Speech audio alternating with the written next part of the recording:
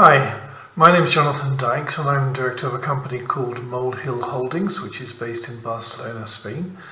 We are one of the partners of the Erasmus project developing responsible global citizens. Now, in this video, what I'm going to try and do is explain how the software that we've developed works. But the good news is that it's all very simple. The first thing you'll need to do is visit the project's website, which is what we see on the screen. The address is drgc-project.eu. And if this is the first time you visited the site, the first thing you need to do is register. And you do this by clicking on the login link on the top menu and then on the register button. And as you can see here, you'll just need to put in a username, an email address, your school's name, and also tell us in which country your school operates. Once you've done that, you just click the submit button and that's it. The next time you visit the site and click the login button, you'll see that your username and password will appear, which means you just have to click on the login button below those and you'll be taken into the site. And you'll see from the top menu here there are different options. DRGC is the home page, we have a news and blog page, then there's the syllabus builder, a list of the syllabi that you have produced so far, and a list of syllabi that other people have produced. We're going to start by looking at the syllabus builder itself. Syllabus Builder is the clever tool that our software guys have built to help you design your own mini courses. So let's click on the tab and take a look. So here we are on the Syllabus Builder page. And the first thing we have to do is put in some general information about the course that we want to design. So that includes selecting the level of our students from this drop-down list. Let's select B2, for example. And then also defining the number of lessons that are going to make up our course. It could be any number you want, but let's put in, for example, 6. And then also the number of hours that are going to be included, because a lesson could be defined as being 45 minutes, an hour, 2 hours, 4 hours, whatever.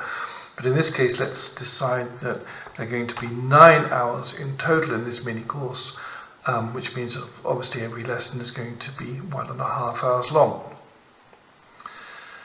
Then we write a title for our syllabus. In this case, I previously wrote the title as Health and the Community.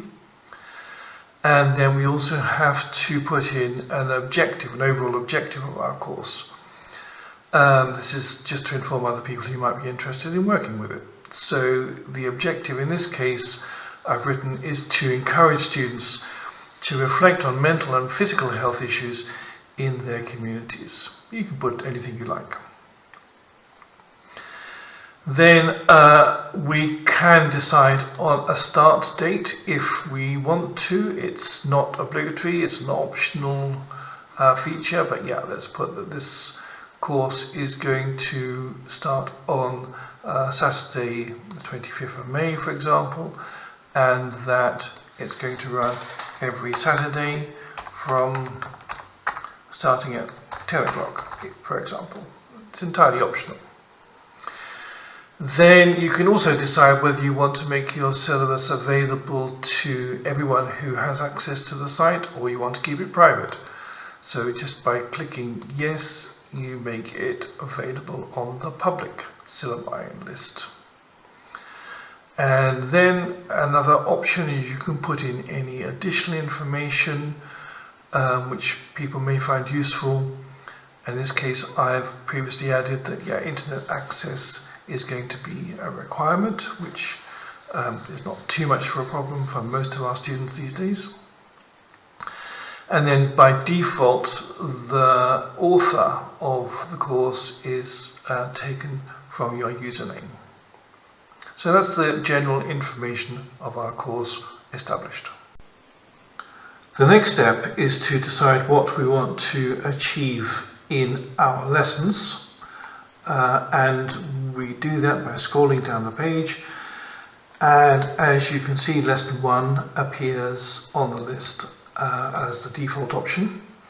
What we have to do here is decide on the learning outcomes that we want to achieve in this lesson, both in terms of the CEFR outcomes and also in terms of the DRGC outcomes.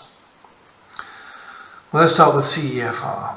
So what we have to think about is what skills we want students to practice in this lesson, and we can choose those by clicking on the options from the list. So let's say we want to get our students to do some speaking, maybe a little bit of reading and some listening as well. Once we've selected those skills, then we click on this drop-down list and we'll see that a whole range of can-do statements appear which are relevant to the level that we have selected for our course. So we can select any number of these can-do statements that we want. Let's, for example, decide that we're going to ask our students to express opinions, which they should be able to do with reasonable fluency and accuracy at this level, according to CFR. So we'll choose that. And then we can add more CEFR outcomes by clicking on this button. So, for example, we'll say that we also want them to understand a simple description of a problem or issue, which may be from a text that we have found. And finally, we'll add one more objective to this first lesson, which will be to understand the main points of a radio or television program. And we can add as many of these CEFR outcomes as we want, or we can eliminate them, the ones we've chosen, by clicking on the red cross here. But we'll put that one back in because that's relevant to the outcomes that we have previously selected. Okay, so having decided on the CEFR outcomes that we would like to achieve in this first lesson, we now move across to the DRGC outcomes. And the first thing we do here is select which topics we would like to include in this first lesson from this list.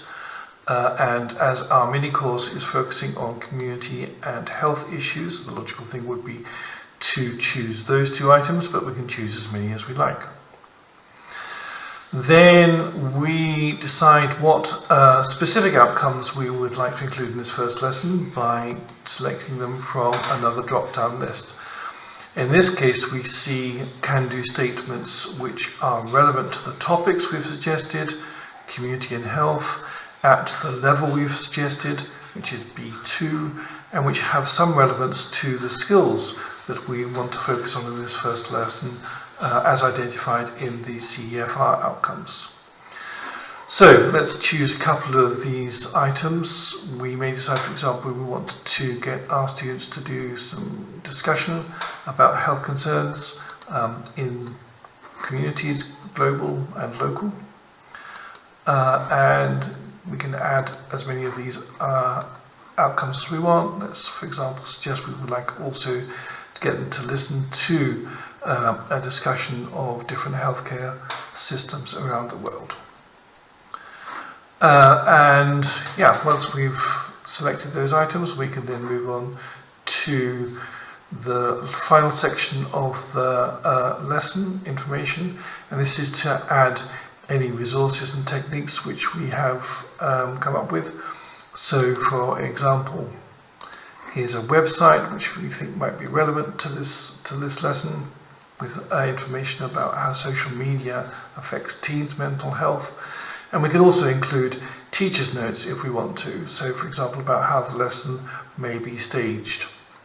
But these items at the bottom of this lesson are entirely optional. It's up to the course designer to include information here or not.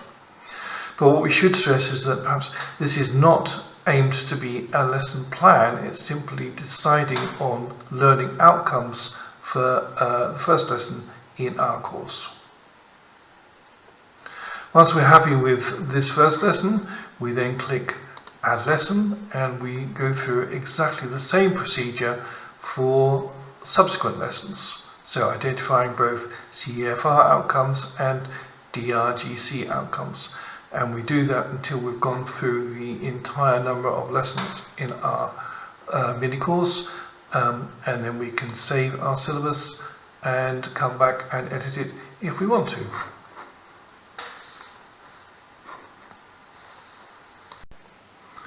Once we've clicked on the Save My Syllabus button, the project that we've been working on will automatically appear in the list of My Syllabi on this page. So here we can see the health and the community course that we have just started work on. From this page, we can view what we've achieved so far by clicking on this button. And that will give us the description of the course, the general information, and also an outline of the first lesson.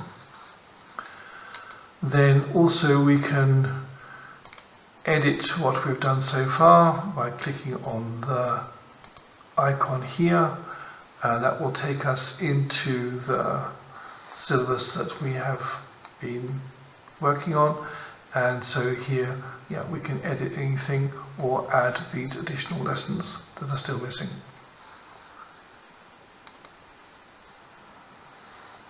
From the My Syllabi page, we can also delete anything we want to get rid of. And if we have a long list of syllabi that we've created, we can also order these in terms of the dates modified and the level of the students that we're aiming to work with.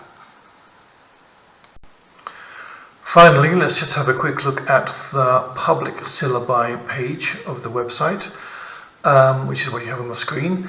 And this, as the name suggests, is simply a list of all of the syllabi that have been developed by different people around the world who have generously decided that they're going to make their work available to everybody. The list is currently organized by date in which the syllabus has been modified, but it can also be organized by level, so teachers can choose from any of these levels and find the material which is most relevant to their students. So if we just have a quick look at one of the syllabi which have been put on this list, this one is designed for adults. The title is Sustainable Development in the 21st Century. It's designed for students at C1 level, consists of 3 lessons and has 6 hours of material suggested in total. And here below we can see the lessons and the CEFR skills and outcomes that are proposed, as well as the CHEDI topics and DRGC outcomes. And then this particular teacher, whose name is Paola, has also included some suggestions for resources and techniques and some teacher's notes to go with it. So that's all very useful. And you may also notice there's also some reference to suggested 21st century skills, in that in addition to teaching language, the thinking is that we can also get students to think in terms of developing other skills such as critical thinking, creativity, communication, and so on. Okay, well that's it in terms of our explanation of how the software works. As you can see, it's all very simple. Hope you found the video useful. One thing that we haven't yet pointed out is that everything that you've seen is entirely free. There are no charges involved because this is an Erasmus funded project. So yeah, why not give it a go yourselves? If you have any problems, let us know. There are contact details on our website. And we'd also like to hear your feedback on the syllabus builder, and you can do that by filling in a simple form which you'll find from this link. So yeah, good luck. We hope you enjoy working with our software and that your students benefit from the courses you've developed.